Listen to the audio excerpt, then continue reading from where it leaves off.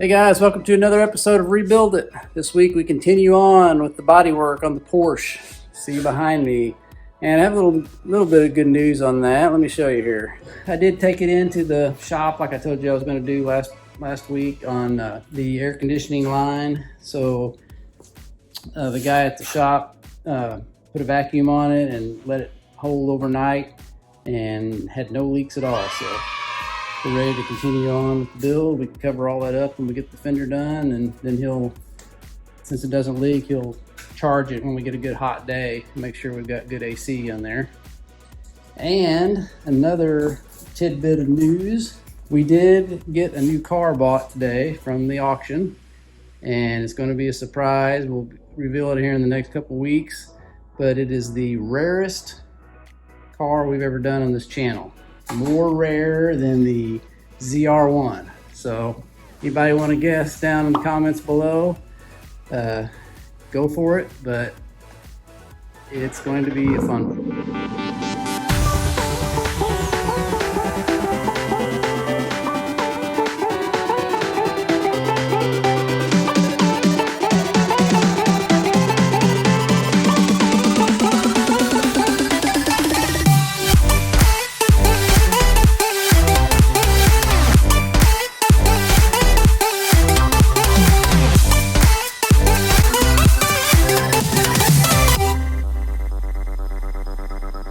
All right, it's another day here, and I'm going to really try to get these bumpers primed in today.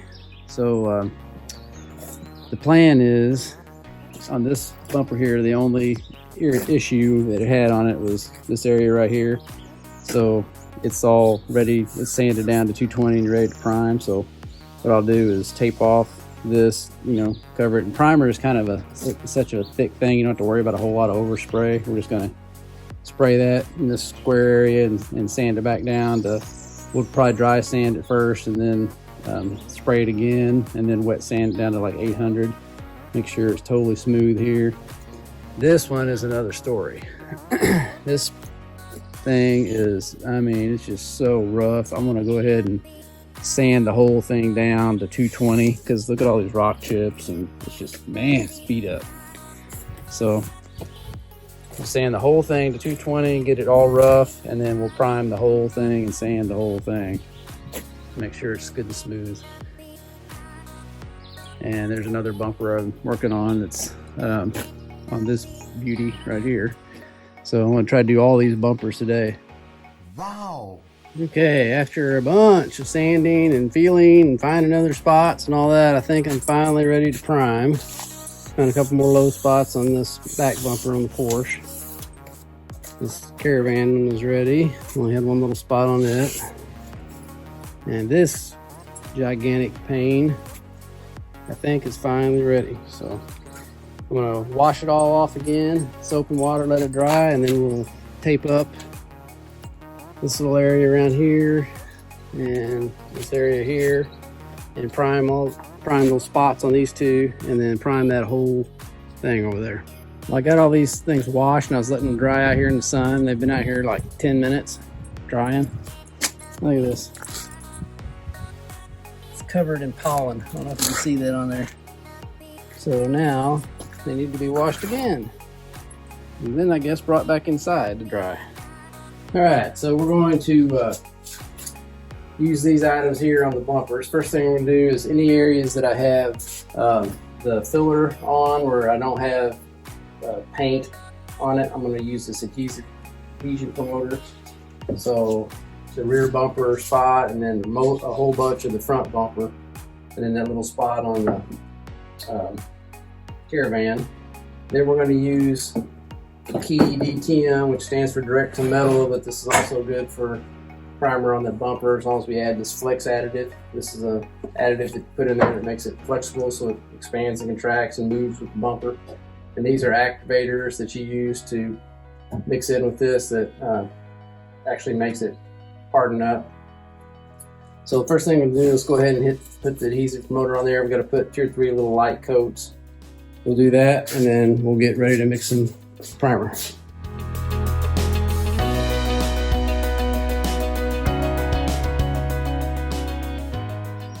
All right, so the first thing we got to do is change our tip on our gun.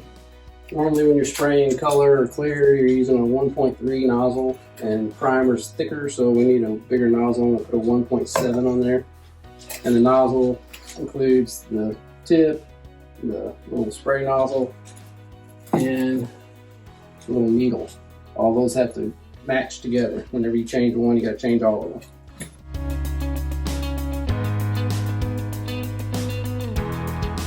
Okay, so that's ready. And always make sure we filter the paint when we put it in.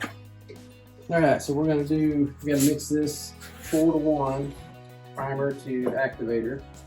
And we got these special little cups. I'm sure you've seen them before. Where they have the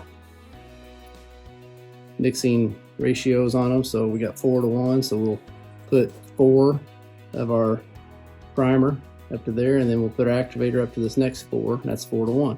Then we have to put 5-to-1 with our flex additive. So I'll figure that based on ounces probably. All right, so you can get the additive there. So now it is focusing. So it's 4 parts to my paint, and then my activator up to here. So now I'm going to move it over to where the 5-to-1 is, because this is what my additive is. So I've got about 6.5 with total volume there. So I need, 6.5. So I need to move it up another full to make it 5-to-1. I need to make it up another half past the 6 up here. So we'll do that with our flex additive. Okay. Now we'll mix it all up and get ready to spray. Now we're going to use this right here, which takes moisture out of our line. It's a desiccant hose. So we put that in between our hose and our gun and start spraying.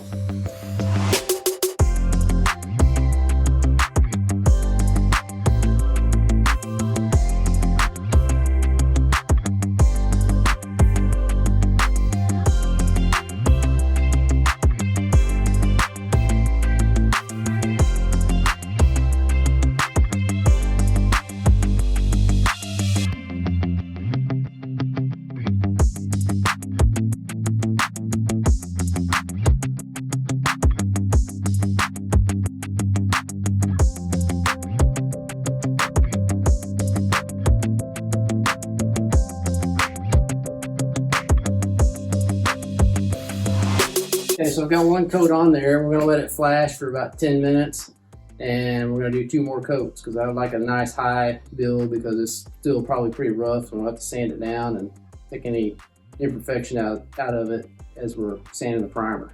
All right, so this is after 2 coats. You can see like all the areas where I had the filler. Sorry for all the wind paper flapping around, but you can see where I had like all the filler is these nice smooth spots, and these parts that are kind of rough are where the bumper, just the raw bumper, was sanded. So I'm not sure how that's going to work. Once I get the 3rd coat on there and it dries and we start sanding, we'll see if that fuzzy stuff kind of sands out. It's kind of like it's kind of like, I don't know, the bumpers turn kind of fuzzy when you get on the areas where there's no primer on, or no filler on there. So I've got several spots on this one. All right, I'm gonna take all this paper off and then just let this stuff sit out in the sun and bake a while. Wow. Well, here's the moment of truth, guys. You can see we got some 400 grit paper here, and kind of a soft block that's flexible. We'll see if this rough fuzzy junk is going to come off. Woo, yes. All right. Yeah, that's amazing. Wow, I'm glad that worked good. Stuff's sanded right smooth. Hey guys, it's time to pick a winner for the t-shirt giveaway that Dad announced all you had to do to be entered to win, which is comment bumper down in the comment section down below. And so we'll head on over to our random comment picker and hit generate random comments. And the person that won this week was Charles Miller, who said, "Bumper, since you're going to repaint the whole car, same color or change?" I think we answered in the comment section, but we're going to just paint the car black. That way we don't have to like take the entire thing apart and pull the engine and all that kind of stuff, and it makes it a lot easier. So If you just want to send us an email with your contact info, we'll get you a t-shirt sent. Thanks. All right, so I've got this bumper all sanded down to 400, the whole thing. And of course, it's hard to tell, you know, when you're just doing it to this stage, it's hard to tell if you got any too many lows, highs or lows, because using a flat block on a curved surface is kind of hard to find that stuff. But I know I've got one area for sure right here. This right here, I'm gonna have to do some more filling here because I've got some some gashes in it still. But that's the only thing I really found. So this one is done. It turned out good. I don't see any issues with it. Main thing is you don't want any ridges on the edges where we had it taped off. You want that to be totally smooth or you can't feel anything. Okay, so I've got this little area here. I got our bumper filler stuff put back on there. So once that's actually it's dry now, so I'll go ahead and sand that down with like 120 and then 180, and or probably 180 and then 220, and then that will be ready for another shot of primer right there. And the rest of this needs to be sanded down with wet 600 just to make sure we're smooth everywhere. All this stuff does. All right, so I've got this bumper, all the little holes filled, little pinholes you saw earlier, and I've got them sanded down and reprimed. So now I need to sand that with some 800, I guess, get it good and smooth. And this is scuffed with the red pad. Mike told me I need to go back and scuff it with the red instead of the gray. So as soon as it dries, it'll be ready. Getting close to being able to paint some color. And the only thing we need left to do is to put up the paint booth. And the only way I can do that is to clean up this big giant mess. Wow. Alright, so it's about time to put together the paint booth. The little makeshift paint booth I've had for years. I don't think I've ever used it on this channel. What I did is every time I take it down, I roll up the top of it because it's so big it won't fit in the shop, so tall. So what I'll do is roll that back out and screw it back together. And then we'll start putting up the sides. And you'll see once I get it all together, it fills up this whole shop. I mean, the whole door is completely covered by the paint booth. That's where the exhaust goes out the door. I'll show you when I get it finished, but it just really helps keep everything clean and keeps from getting smell in the house. So, all right, so that's the top. I'll put back together. Now I gotta get the rest of these sides out of here, except for the far side and the front over here that goes up next to the compressor. We'll put those two together, and then we'll put the top on, and then we'll put this far side on, and then the end on. So might have to have some help.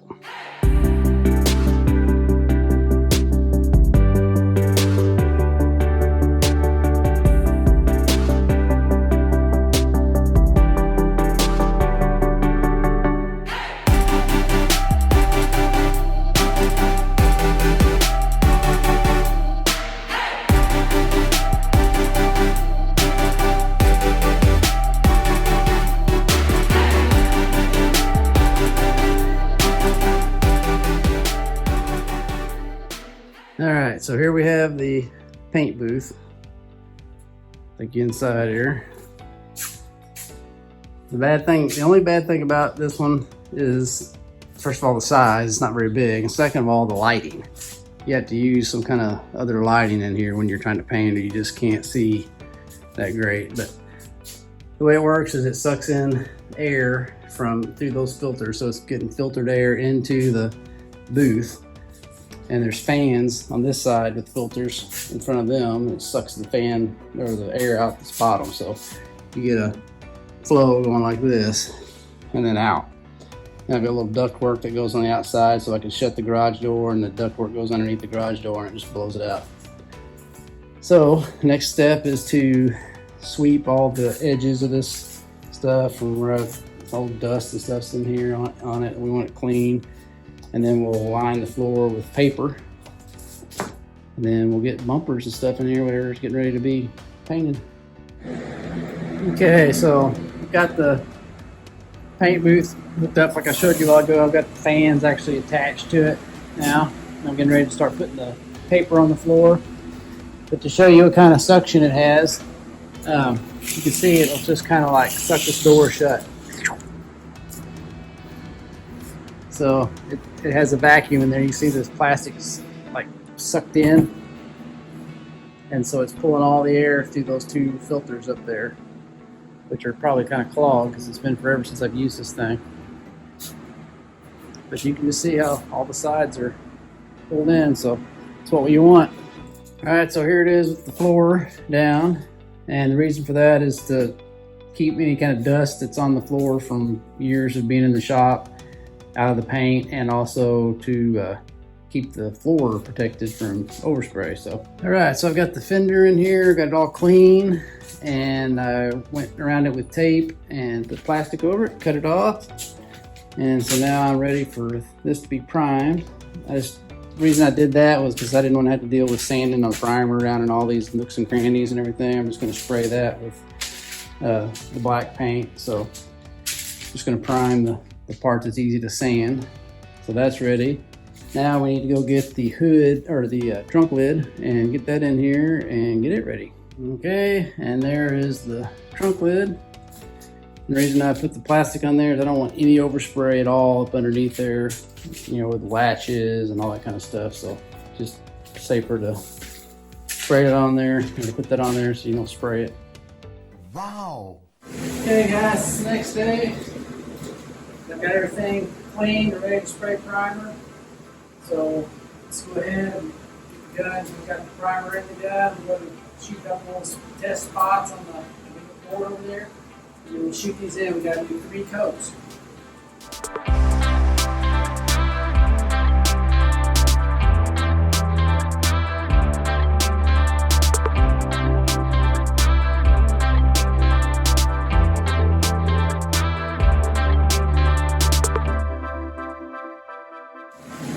All right, there's 1 coat, and we're gonna let it flash for about 10 minutes, and then we'll shoot another one, let it flash, and then shoot another one. So I'll show you again after we get all 3 coats on. All right, so that's 3 thick coats of high build primer, and I've got a few little blobs in there where my gun is starting to get clogged up with such high build. You got to clean that tip every so often, but you got to sand it all anyway, so that'll just sand right off. But when that dries, we'll start sanding, and hopefully, and we'll make sure we take it out of the booth before we sand. We don't want any sanding dust in the booth. Get ready for the next paint. So hopefully we'll see that we have a nice flat finish once we start sanding.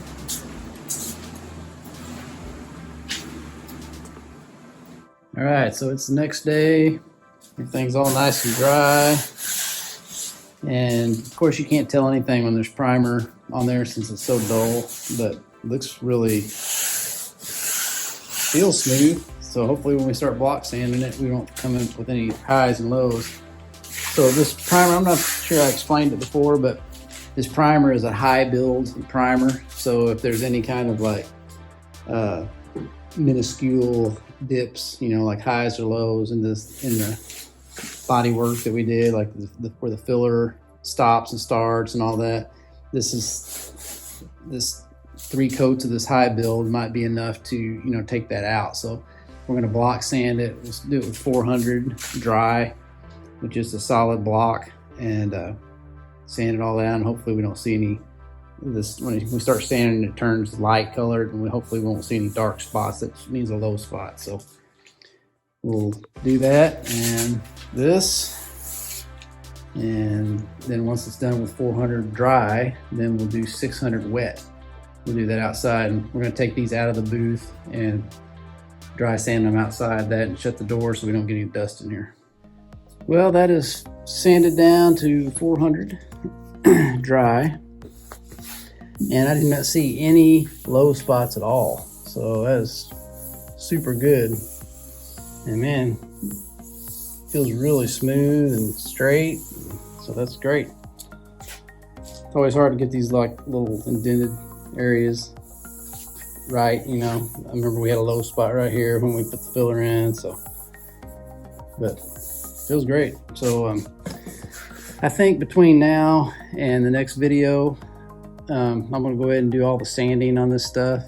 That way you guys don't have to sit there and watch me sand. It's all the same. It's very monotonous, same stuff over and over. So hopefully before the next video comes, I'll have all this primer stuff sanded out and we'll be ready to start spraying color.